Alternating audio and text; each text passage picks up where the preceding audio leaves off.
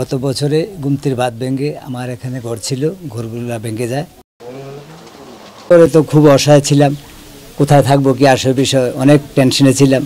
হয়তো আল্লাহর হুকুম মনে করেন যে আমার এই রিপোর্ট দেখার পরে আনসার ও গ্রাম রক্ষা বাহিনী এবং আনসার মহাপরিচালক আমাকে যেইভাবে হোক আমাকে হয়তো মিডিয়া রিপোর্ট দেখে ওনার তদারকিতে ওনার দ্রুত গতিতে আমাকে এই ঘরটা আমাকে দেয়।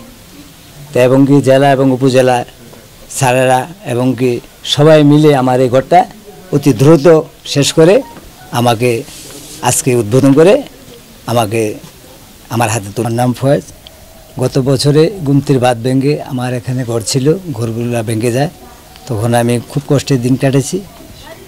তারপরে আমাকে আনসার বিডিবির মহাপরিচালক হয়তো প্রথম আলোর রিপোর্ট দেখে আমাকে একটা ঘর উপহার দেয়।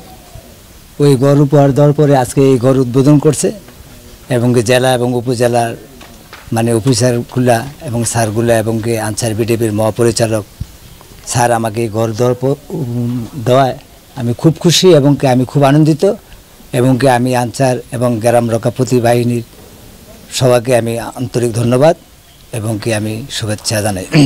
এই ঘর পেয়ে আমি খুবই খুশি হয়েছি, আমি সবার প্রতি কৃতজ্ঞ প্রকাশ করি। তো আমি সবার কাছে আমি খুশি এবং আমি বাচ্চা কাচ্চা নিয়ে আমি এ ঘরে থাকবো। সবাই আমার জন্য দোয়া করবেন এবং আনসার ও গ্রাম রক্ষা বাহিনীর সদস্যদের কাছে আমার দোয়া রইল।